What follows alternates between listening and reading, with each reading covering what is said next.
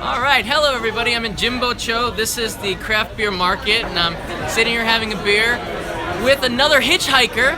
This is Chris McBride. He just got back from a trip from Kagoshima to Tokyo.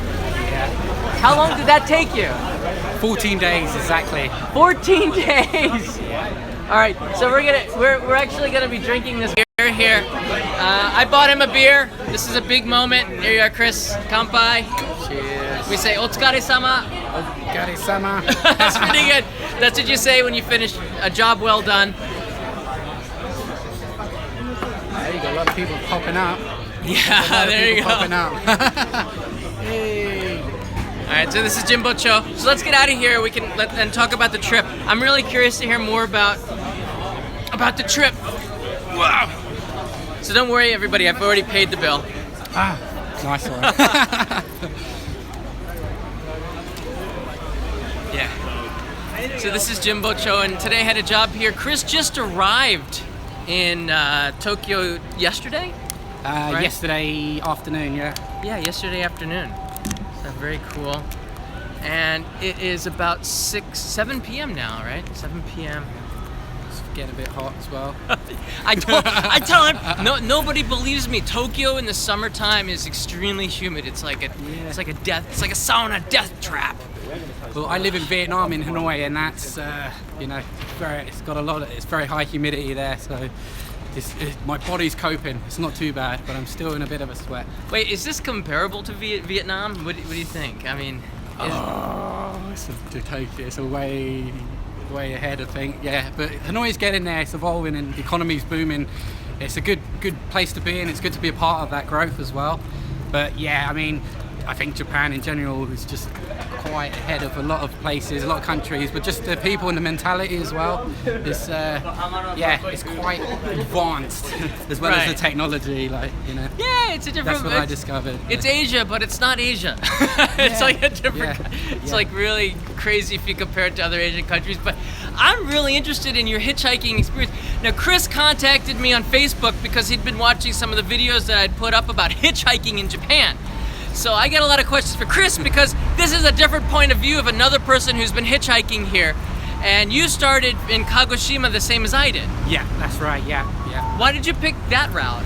Because I was in Taiwan and I was searching for flights, and I wanted to start in the south, and that was the place that came up. It just popped up. So it was on Flight Scanner. I looked for the cheapest and the best place. But it actually turned out not to be the cheapest, but it was the best place to start in the south.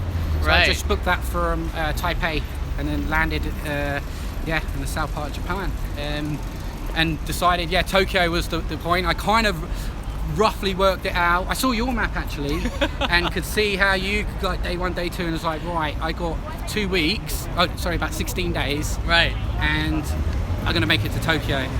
And that's what I did. You did made it. You made it right. And you're leaving here in a couple of days, right? I'm leaving tomorrow morning to Thailand. Tomorrow morning? Now I'm going on holiday. I've done my traveling, and now I'm going to have a holiday. So this wasn't a holiday. And that's true. Hitchhiking is not a holiday, I'll tell you. It was really working. But you're not new to hitchhiking. You've hitchhiked before. I've hitchhiked, through Europe. Actually, originally 7 years ago, I tried to hitchhike from the UK to Thailand. Failed miserably, jumped in the deep end, but I got through Europe. It was real tough, and then I hitchhiked in like a lot of countries like Turkey, India, Thailand, Laos, Cambodia, Australia, Japan now. So I'd say I'm a pretty experienced hitchhiker, and how does Japan compare to Southeast Asia? In Thailand, Cambodia, and Laos, I got a lot of, I never waited more than 5 or 10 minutes for a lift. In fact, I had people queuing up to give me a lift. You have people queuing up in Southeast Asia? And I used to pick the cars with the AC. That's one's like nice. It's got AC. Dream come true. You could pick your ride. Okay, you got AC, I got you. You got the windows, never mind that. Forget that. Whoa, that's like really awesome. So, that was, but it was easier to get the rides, but then, I hitchhiked from Ko Chang to Chiang Mai. It's about the same distance, about 1,500 kilometers. I had 47 lifts. 47 lifts? 47 lifts in 2 weeks. This time I had 25 lifts in 2 weeks. Oh, 25 people stopped for you? 25, yeah. Whoa. So I had 25 lifts to get to here. So Thailand was easy to get the lifts, but they kind of didn't go out of the way to drop you off at your hotel or wherever you're staying. But they were pretty happy just for you to jump on board and take you somewhere. That's the same kind of experience that I had. The same with you. People went out of their way to come and pick you up. I mean, like you were telling me earlier, I had so many rides, they would pass me, loop around to pick me up. And that's almost unheard of in other countries because it's a pain in the neck to do that. Yeah, no, the Japan, I mean, like my very last lift, and I was in, because I wanted to see Mount Fuji, I went out of my way to camp somewhere to take the view in and get some pictures. And then after my kind of plan to get to Tokyo wasn't solid, and I went to the location and I researched on Google Maps and looked, and I knew it was going to be tough, and I waited two hours and nothing, and then I was like, okay, right. So I looked on my Google Maps, and it's like another, I think, 8-kilometer walk, but at least I got a better chance of getting a lift. I don't want to spend all day here. I need to get to Tokyo. And as I looked up, this guy was there, and he's just smiling, hey! And I was like, Tokyo? He's like, yes. I was like, I did it. What? And he literally told me, he's like, I saw you, but you didn't give me no room to stop. And I was like, I know, that's why I had to change. And he said, but I come all the way back round for you. And I was like, oh, thank you so much. You're my last lift. And like, I was so worried I wasn't going to make it. It's just... Yeah, that's the thing with Japan. I think people are, not everybody, you can't say everybody is the same, but people in Japan very much want to be gracious hosts. And you have tattoos. Yeah, that was a massive... Yeah, there it is. You have tattoos, so was that like something that was a problem here? I was, because of a bit of research, and I had some friends in Hanoi, where I live, that said to me, about the tattoos, be aware, some onsens might not allow you in, but it's not because of the Yakuza. Yeah, so it's just a rule, and they got to kind of respect that rule. It's a rule, and it applies to everybody. Right. So don't take it to heart. Just understand it and understand the culture. And I was like, cool. And they said even some hotels might not allow it. And then I was like, okay. I'm getting a bit like nervous now because it's hot here and I can't cover up really that well. So I was a bit nervous about it, but I just, anyway, this is me, and this is, I'm sure it'll be fine. And then I landed at the airport, and then I got... airport, yeah. I got stopped, and I'd never been stopped anywhere. So it was a new experience. I was quite intimidated by it, but they're doing, customs are doing their job. You can't blame them. But yeah, they stopped me and then went through all my bags. You flew in from Taiwan. Yes. Taiwan to Tokyo. Yes. Not to Tokyo, to Kagoshima. Kagoshima. Kagoshima. Oh, yeah. Wow, really? Taiwan to Kagoshima, and they stopped you for that? Yeah, they stopped me, and then there was about 5 people around me, and I started feeling a bit nervous. So. Oh, wow, that's a really good restaurant, actually, right there. I was like, I'm looking past it. That's the best tendon in Tokyo, I think. The tendon is a tempura on top of rice. But yeah, I couldn't believe that they stopped you. How long were you at immigrations and customs going through that? Half an hour. They went through all my bags. They said, can they search me? I allowed them to search me. And then they started asking me questions. Where do you live? I said, no, what do you do there? And why do you live there? And they kept, third degree. Yeah, repeating. And then I had to show them my Facebook of friends I have here in Tokyo. Oh, you showed them your Facebook? They wanted to see, and then my departure. And I was like, guys, I'm feeling really nervous, and don't feel comfortable. Why you stopped me? And they said, well, we're looking for someone that meets your description, carrying drugs. And I was like, well, that's not me, and you can, feel free to search and do whatever you got to do. Match your description, probably white guy with tattoos. Well, this is it. Yeah. Then they actually white guy with tattoos. Boom. How many were on the plane from Taiwan? Maybe like one. The only, You're the only white dude with guy, tattoos. But they actually then said, "Oh, nice tattoos," and started touching my arm. And where are they from? I said, Thailand. When they then I clicked. Okay, I think this is why I meet the description. And then it hit me, and I just was like, "Oh God." Yeah. Like, how am I going to hitchhike from here to Tokyo with all my tattoos on display when I'm completely fit a criminal description? Fit criminal description. So I was really nervous now. And I got out of there, I put my jacket on, and I was pouring my sweat, and then I got a lift from a couple of French aircraft engineers, and they said, "What are you doing here?" Oh, this is from Kagoshima. Yeah, I said, I'm Okay. trying to get to Kagoshima City. They're like, you can't hitchhike. They don't understand. Japanese people don't understand what hitchhiking is. They won't pick you up. And I was like, Right. oh God. Luckily, I saw your videos. I was like, well, John managed to do it, and I was like, well, Yeah. it still got to me a little bit. And then Oh, there's a famous tonkatsu place. that But looks we're nice. passing all the restaurants. Yeah, this restaurant's really nice too. Look at that place, guys. That Wow. looks very nice, doesn't it? Yeah. Well, this is the road from Jimbocho towards Tokyo Dome. Have you been to Tokyo Dome? No. Oh, this is the direction. It's Tokyo Dome. So basically, it took you 24 rides, 27 rides. 25 rides. 25 rides yeah. to go from Kagoshima to Tokyo. Yeah. Where was the most challenging place? I know you got sick once. Oh, I got sick. Yeah, I don't know. It's just a bug or a virus, and Japan's it's super clean. So It's super clean. I don't but know what it was. I got sick too, and I know exactly what it was. It was ramen from a truck. Yeah. A truck ramen. You don't want to maybe eat from a food truck all the time. She was also smoking, and I think some of the ashes might have getting into the broth. But I thought that was part of the attraction. This is what this is what people ate, and I was wrong. Those are people like the fishermen eat. Now I'm not a fisherman. I don't have that same stomach. Yeah, I had the sashimi, the raw chicken. Oh, yeah, you ordered ate raw that by chicken? accident, and the guy looked at me and was like, "Food for samurai." And then Good for samurai. When they are you samurai? I am now. You are now. Yeah.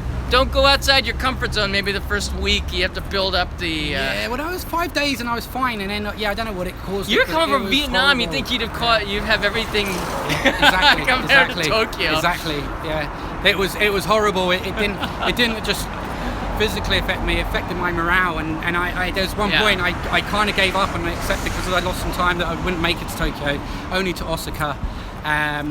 And then I got on the road and I just stood there and I was like, I don't want to do. Why am I doing this? I don't want to do this anymore. I'm not enjoying it. But physically I felt better, but I didn't realize at the time it kind of affected my morale.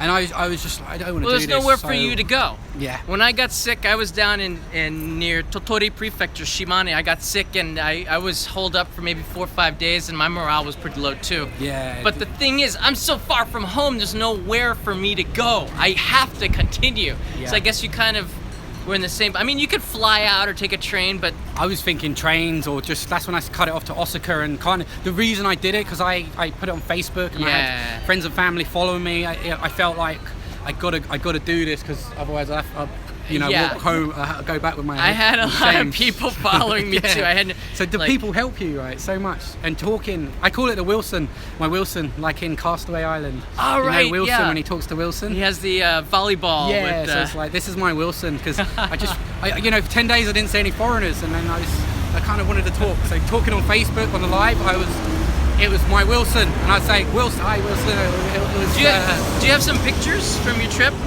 I got loads of pictures.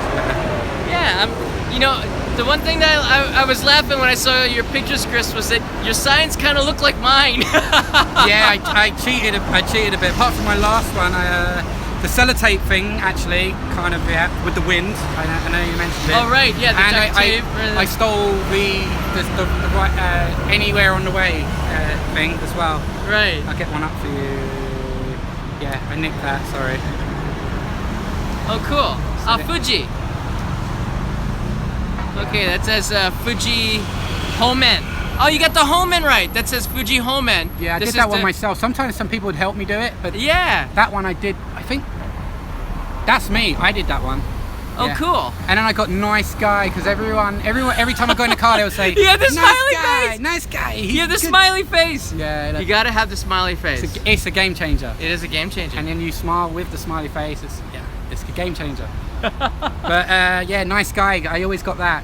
I get in the car and nice guy. I was like, You got one with Mount Fuji? Yeah. So the last ride was 2 days ago, right? Yeah. Ah, it's so fresh. I'm so jealous because I want to be out on the road. It's been 2 months since I finished my trip. So this is the last one. Okay, it's coming up. So where's Mount Fuji? Let's see here. Oh, there it is. Okay. Yeah. You can see it says Tokyo Homen, the direction of Tokyo, and then Mount Fuji's right up there on the top. Oh, that's a cool picture. Yeah. So that's the last ride. Boom. And going back to the tattoos quickly, it was just, it turned out it was just all up here. It was nothing. The Japanese people don't really care. When I eventually took the jacket off, because I was just pouring with sweat, and I'm sure people were looking at me like, this guy's crazy. He's hitchhiking in a, why is he wearing a jacket?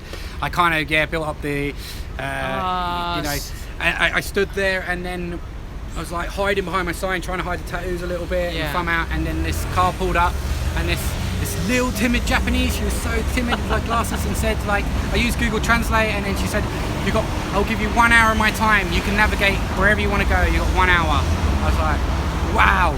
And then I looked at her, and she was like, I was like, can I make a video? And she's like, no. And I was like, she's not scared of me, like, who's going to be scared of me? And it never got in the way once. People can differentiate. It, in fact, people can differentiate between what the gangsters are, the gangsters are, and who the tourists are because of maybe what you look like. Personally, the fact that you have tattoos, I mean, it's pretty obvious that you have the tattoos. But that didn't really make a huge impact with the everyday people. Not just with immigrations. Just with immigration. So when you come in Japan, you have tattoos on your arms. Maybe wear a long sleeve shirt. Yeah. Maybe just for. I don't think you need to. It's just, I think just some places like the onsen, but their rules are in place. It's nothing, and that's rules for everybody. You can't just because you're a foreigner or a traveler, you can't be. Were you able to go to any onsen? Oh, I found one. Yeah. Oh, you did? Yeah, I did. I got on the beach and right by the volcano. Yeah, I got one in. Oh, good. But just one, I got one in. So, but that was enough. It was fine, And then, that's fine. It's you got to respect the rules and the culture, and so I never got offended. And that was it. Yeah, no one. That was it. I never had any other issues. People they were looking at my tattoos when I was in the car. They loved them. So, yeah. It's something to bring a conversation about. When you have something interesting like a T-shirt or tattoos or a strange hairstyle, so orange jacket. It's something you can talk about when you're out there hitchhiking on the road. What about the danger aspect of it? A lot of people have been commenting on how dangerous hitchhiking is, and you've hitchhiked a lot more than me in more than one country. I've hitchhiked, like I said, around the world. Yeah. The danger, that's because you've been watching too many movies. There was a lot of us around years and years ago in the 60s, and then the film The Hitchhiker and Texas Chainsaw Massacre came out, and then everyone freaked out, like, oh my God. The people that pick you up are the good people. The good ones want to help you. They're the nice people, not the bad ones. The bad ones don't want to help you. You will only get picked up by the good guys. I cannot agree more with that, because criminals don't want to pick you up. They don't want the hassle of having somebody else in the car that could be seeing what they're going to be doing. There aren't killers in Japan. There aren't serial killers like there. I don't even know. It makes me wonder how we got so many serial killers in the West, actually. But you don't have that here in Japan, or at least if they are serial killers, they're really good at hiding it. But never mind about that. I think the point is that the people who do pick you up and take the time to help somebody, and that's what they're doing. They're helping you, are the good people. And I'm looking at this cardboard and saying this would make a good sign. Yeah. I cannot look at cardboard and not say that I could make a sign out of this. Yeah, that one would be good. This other one would probably be okay, but yeah, you have to tape the sides up. These are too small. Yeah, but you become a cardboard professional after you hitchhike for a little bit in Japan. You become a cardboard professional. Signs for me before a lot of places. I never use signs too much because to me it also restricts you. It's like, I want to go there, but I don't mind getting dropped off between A and B. So for me, signs were always a bit of like, it's just restricting you unless you really want to make the ground up. But I found in Japan it was kind of, I've just put my thumb out, but I had more success with the sign and with nicking your saying like anywhere on the way, that people, it's kind of what they expect a hitchhiker to be. So yeah, people. I went with the signs here, and I definitely think it worked within my. I think. I mean, I speak Japanese just well, and your Japanese level is zero. Zero. Yeah. Okay, zero. Hello and thank you. Yeah. And hello and thank you. That's it. Yeah. And you didn't have any problem communicating with people, even though your Japanese level was. No, not at all. I mean, there was some that spoke some basic English, not too many. one lift, the guy spoke excellent English, so I had a really good conversation with him. I really enjoyed that. Google Translate on here is amazing. Yeah, Google Translate. I'm telling you, Google. Amazing. You know, the YouTube app, not so much, but the Google Translate, I'm telling you right now, Google Translate is your savior. You can even download it and use it offline, right? Amazing. It's absolutely amazing. I had good conversations using it, and the best thing is when you speak rather than type, you can hear the other. They can hear your voice. You can hear their voice. So you get to hear their voice, and then Google Translate will speak and right. translate it. But you still kind of got that interaction. You can move your hands a little bit and watch them while they're talking, and it translates pretty good. I had some really good conversations, and it's quite fun. Like when we're doing it, everyone's giggling and like, oh, this is amazing, you know? Yeah. That was Google Translate. Wow, amazing. You could hitchhike from the bottom to the top of Japan using just Google Translate. Don't worry about being able to speak Japanese and communicate. If you use your wits about you and you have a big smile and a happy face on your sign, right? Yeah. You show that you're a good guy, people will stop, and you can use Google Translate to communicate just fine in Japan. And if you download the app, I think you can use it offline, which means you don't have to have the smartphone always connected to Wi-Fi, which is very, very useful. Yeah. And maps as well. You can download maps as well. Maps as well, which was something I used a lot. 14 years ago, I had a big map of all the roads. This time I used Google Maps, and I had a makes pretty... life a lot easier. Oh my gosh, yeah. Writing the locations as well. Wow. Yeah. And you could, there's it's an art. Hitchhiking's an art. It's not just, you don't just stand on the road and put your thumb out, because you could do that, but you could make calculated decisions, and you can research locations and zoom. First of all, I'd find where I need to go. If I'm in a big, massive city, of course I can't hitchhike out. I'd get a tram just on the suburbs. Then I would look for a suitable road. I'd avoid toll roads. Yeah. And I would zoom in and look for a suitable road. You've got to be careful of free lanes, because then you need to follow the road and see if people are turning off, and they might not be able to pick you up. They can't come into the finding the right spot. lane. Yeah. Finding a place where they could pull over. Looking into Google Maps on satellite to see if there's actually how many cars are on the road. I do all this and try and make the best calculated decision of where I was going to start hitchhiking. And then you got to think about where you're going to get dropped off and communicating about that, and service stations, or if you want to get dropped off like at a bus stop area. Right. So know your destination, right? Yeah. Know your destination. Absolutely. It is a bit of a puzzle. It's a puzzle, and it's, you can make your life, you can work, work hard, work smart, and it's the same applies to hitchhiking. If you're smart and you learn about things that went wrong, what didn't work, you can use that, and it's going to make your life a lot easier. Yeah, travel smart. Now we're just about at Suidobashi here. Oh, you can't even see it, it's all dark. This is Suidobashi, and I'm just gonna show Chris over here Tokyo Dome. This is the location where the Tokyo Giants play baseball. Oh, nice. And it's one big huge amusement park. So this is a nice place. I actually have to go back and start editing. This is the Tokyo Dome Hotel. It's a little bit pricey to stay here, but it's a beautiful hotel. They got some really nice restaurants in there. This is downtown Tokyo. What do you think of Tokyo? Have you been here? You've been here before? Yeah, I wish I had more time. No, it's the first time in Japan. It's the first time in Tokyo. I wish I had more time. Yeah, it's amazing. It's a great city. I need more time to come here and have fun. I've had more than enough time, I think. So I'm living through his enthusiasm. Yeah, but definitely you're leaving tomorrow. Unfortunately, I will be back. I'm going to do the north to Tokyo. I think it's definitely I had such a great time and a good experience, and it's it's a spiritual journey. How much did you spend on this trip? Just transportation. I had it down. What was it? Well, you had the couple of flights, right? Yeah, I think $28 I spent on transportation. $28. I was on a few trams and stuff in cities. Every day I didn't spend. I had a day where I spent $3 because Mr. Hoku-san, he was the best guy ever to pick me up.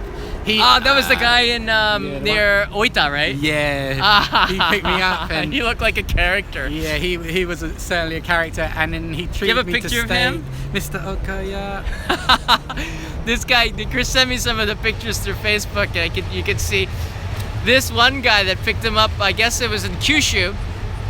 Took him to Oita, Beppu, where they have a lot of the onsen, right? And I remember looking at the picture and said, that guy's a character because I wish he'd picked me up. It's just there's certain people who in Japan who are absolutely. Yeah. That's a little bit. It's a little bit bright. Let's see. Oh, here we go. Yeah. Oh, look at that. You can see him. This is you right here. Yeah. And this is what's his name? Mr. Hoku-san. Oku-san. Oku-san. Oku-san. Yeah. Oku-san. And he and I was in a desperate situation. The very timid Japanese girl dropped me off. Bless her. This service area where I got some food, but the road I chose to navigate on there wasn't much cars, so I sat there and had lunch, and during that period I saw like 3 cars pass. I was like, yeah, I'm gonna be here for the night. I went to the sidewalk because I'm gonna just crack on with this, and I stood there and just saw a car, and I was like, okay, here we go, put the sign up, and back down, and then I heard, hey, where you going? Come with me. I was like, what, really? He already parked up. I went to the toilet. I jumped in with him, and he's like, he couldn't speak much English, but he was like, tonight beer? I was like, okay. He's like, many beers? I was like, yeah, okay. Tonight beer. All night beer? Many beers. Yeah. That's a ride that I wish had stopped for me. I wish that guy had stopped for me. He's like, Japanese girls? I was like, yes. He's Japanese girls. Many girls. I was like, many girls. Crazy. And I got there and I went into my hotel capsule thing, and he said meet him downstairs at 7:30. I got there, and this guy in a suit, he was wearing a suit, but he had such a great character. And then when he pulled up, he was in the car, he had like 3 girls, he was in like this UV, like he had a UV band here on his head, he was in shorts, he was wearing like a cap, and he's like this funky guy who's a bit of a ladies man. And then I got in the car, and these girls are just like, wow, like a foreigner, wow. And then so you got the girls, huh? Yeah, we went out, we were drinking. He took me to all these bars. I went to pay so many times. He was like, no. They wouldn't let you pay, right? $3. I don't know why people, when you hitchhike, they won't let you pay. It's not like I don't have money or I'm poor. It's just they won't let you pay because they're very gracious hosts, right? Because the Japanese, for me, it was like they were honoured and privileged to be able to help me and show me their country. That's the vibes I got every time. And for me, it's like, I can't pay. I'm not going to pay for petrol. I'm not going to pay for lift, because then it's not hitchhiking. Of course, I got money, but I don't do it to save money. It's much deeper and meaningful than that. But that's why I always try and offer to pay for lunch. I'll always if we stop, I'll offer, do you want a drink, do you want a coffee? Just show that my gratitude and to give something back. We don't do it because we're poor. We hitchhike because it's part of the challenge. And when you pick up a hitchhiker, it's assumed that you're not going to be paying for gasoline, or nobody asks you for that. Yeah. But when it comes to something like lunch and giving back that way, I offer, but sometimes people take it as almost an insult. You kind of have to give up and let them pay, because you're their guest in Japan, and that's something that you really have to understand. In Japan, you're a guest. When you enter someone's car as a passenger, you're sort of a guest. Exactly. Yeah. And the trip, it's a personal trip, and if you do it on your own, it's a spiritual journey. And I don't mean spiritual like the hippie kind of stuff, or God or religion or anything like that. The spiritual journey is about you and self-development. Yeah. And it is tough at times, and it's beautiful at times, and you are you left your own devices. It's you got to survive, and there's no call a friend. There's none of that. It's down to you. And it opens your eyes, and you meet the most beautiful people. It just gives you so much faith in humanity, and that is a very spiritual journey. So that is something you can really take away from it. That's why I did it, man. I did it because you're out there on your own, and it's up to you to be able to make it from point A to point B. You made that goal. You have to use your wits, you have to use your strength and your power and your ability to go out there and find that ride, and that's what it's all about, survival. Yeah. And in the end, though, if you just keep at it, you always found a ride. Yeah. It's just like life. You so many times we're in a we go up and down in life, and when you're down, it's you can't see the light at the end of the tunnel, and it's hard. But same as hitchhiking, you're in that moment, you're like, how the hell am I going to get out of this? Yeah. What? And you look at oh God, how am I going to get out of this? And all of a sudden, it just comes. You just get the ride. Next thing, like I was there thinking I'm going to sleep here overnight, and maybe tomorrow I might get a ride. And the next thing, I'm in a car with this brilliant guy, and then the next thing, I'm in a bar, and I'm having a fantastic time, and I was eating steak and all. Eating steak! Yeah, I've gone from one extreme to the next. Extreme! Yeah, I'm just going like this. I don't know what I'm doing. Oh, well, that's an awesome story. Thanks for sharing that. that right there is Tokyo Dome. I don't know if you want to go and see that. There are some bars there, actually. One with beer. Should we have another one? Yeah, I might have one more, but I'm not going to share it with everybody here because I actually do have a lot of work to do. This is the Soba line taking off from Suidobashi Station. I probably should be getting back to 700 people after me to get this DVD done, and I have work to do. One more. One for the road, as they say. One for the road. One for the road.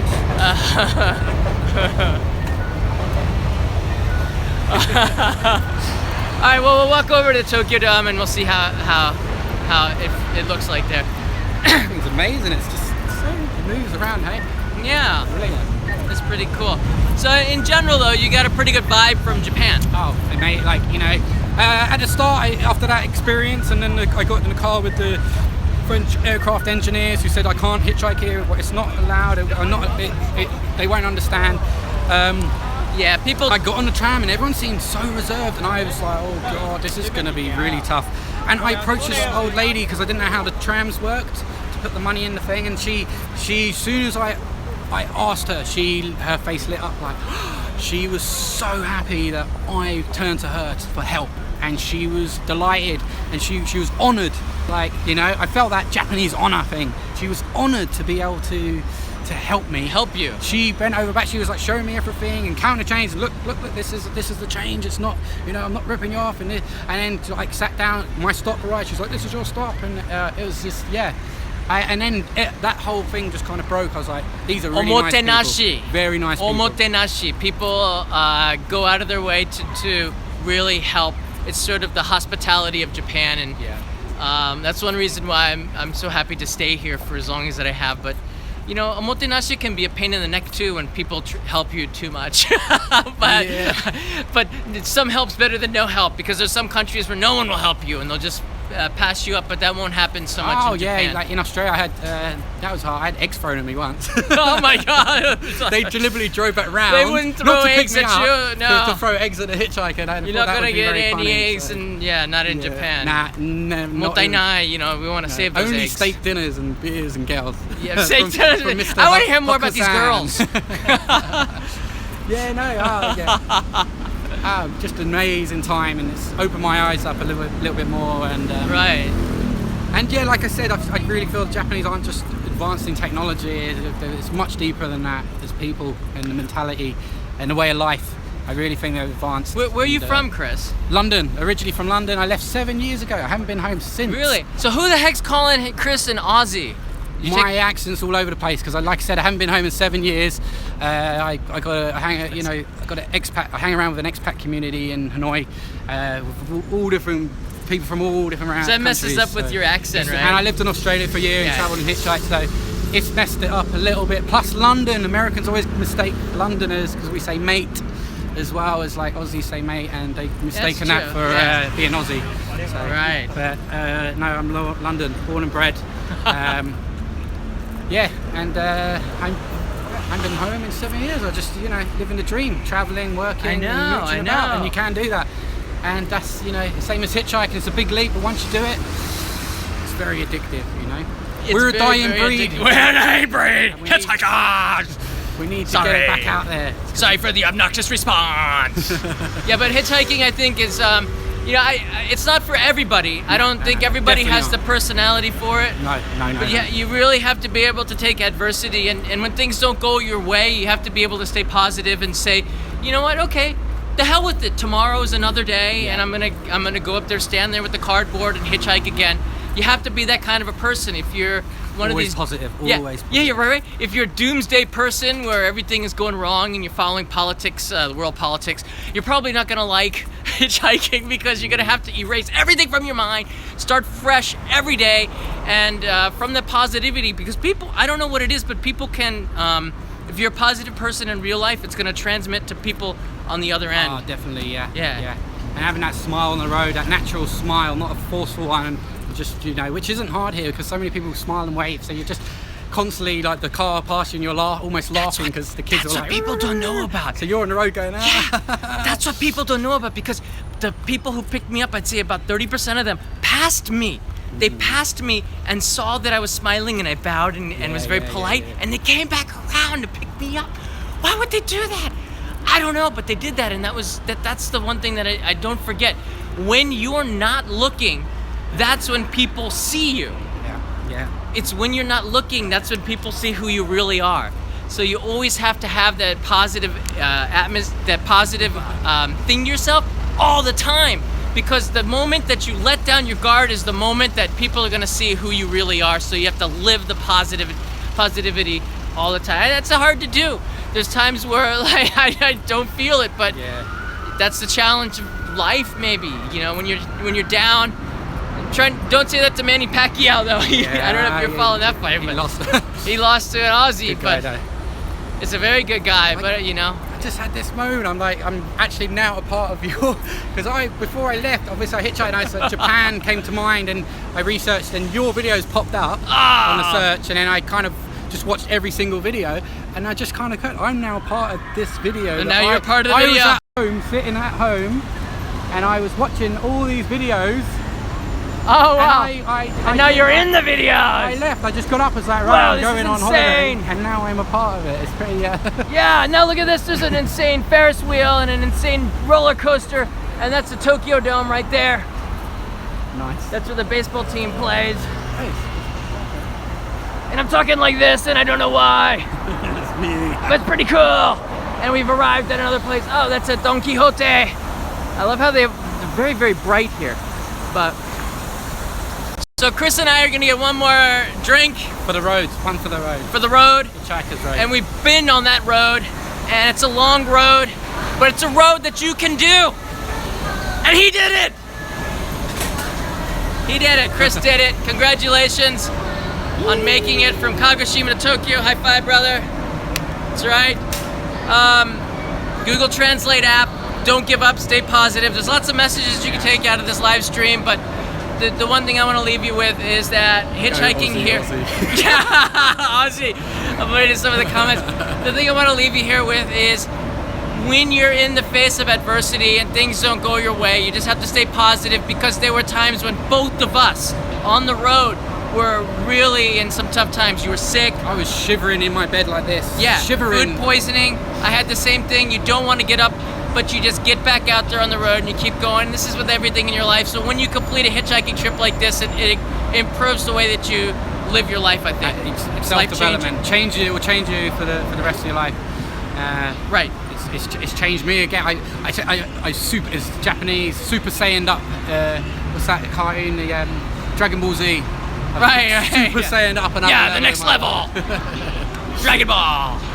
I've already had a drink, so yeah, that might be why I'm a little bit high tensioned up a little bit. But don't worry about that. We're gonna have one more drink at the Hub, which is a chain. British pub. Oh, there we go. I'm right at home. Yeah, here. right at home here. Right at home here. We're taking Chris to the pub, the Hub pub.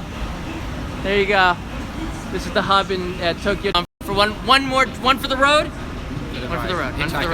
Hitchhiker's Road. So thank you very much for watching this live stream. I hope this was useful. If you have any questions, leave it down below in the comments. This is the Only Japan Go channel, only live streams. I really appreciate you taking time to watch. I'll leave you the last 20 seconds with this bar. See you, everybody. Bye. That's fun stuff.